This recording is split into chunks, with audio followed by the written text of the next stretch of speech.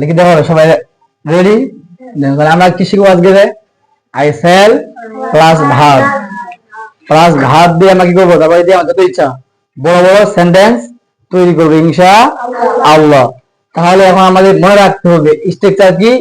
I shall plus verb, I shall plus verb, I shall plus verb. ঠিক আছে? এই sell অর্থ বাক্যে মানে ক্রিয়া শেষে কি ভাগ ভালো কি যোগ হবে? ব। কি যোগ হবে? ব উচ্চারণ হবে। যেমন আমরা বলি যে আই ইট রাইস, আমি ভাত খাই।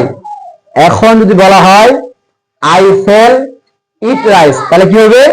আমি ভাত খাবো। সেখানে কি দিতে হবে? ব। কি দিতে হবে? ব। অর্থাৎ এটা কি হয়ে যাবে?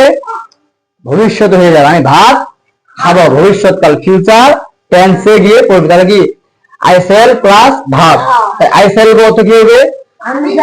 আই সেল গো তো আমি যাবো। আই সেল ডু, সবাই জোরে বলো, I shall do, I shall draw, I shall eat, I shall play, I shall cook, I shall write, আমি লিখবো, তাহলে এখন বাক্য বানাতে পারবো না? সহজ না কঠিন রে? তাহলে আই সেল প্লে অর্থ কি হবে? আই সেল প্লে ফুটবল অর্থ কি হবে? আমি ক্রিকেট খেলবো। ইংরেজিকে বলো, আই সেল প্লে ক্রিকেট। আমি লুডু খেলবো। ইংরেজি কি হবে?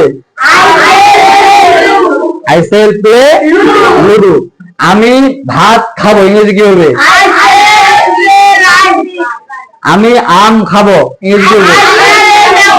I shall eat mango, I shall eat mango. আমি চিঠি লিখবো। ইংরেজি কি হবে?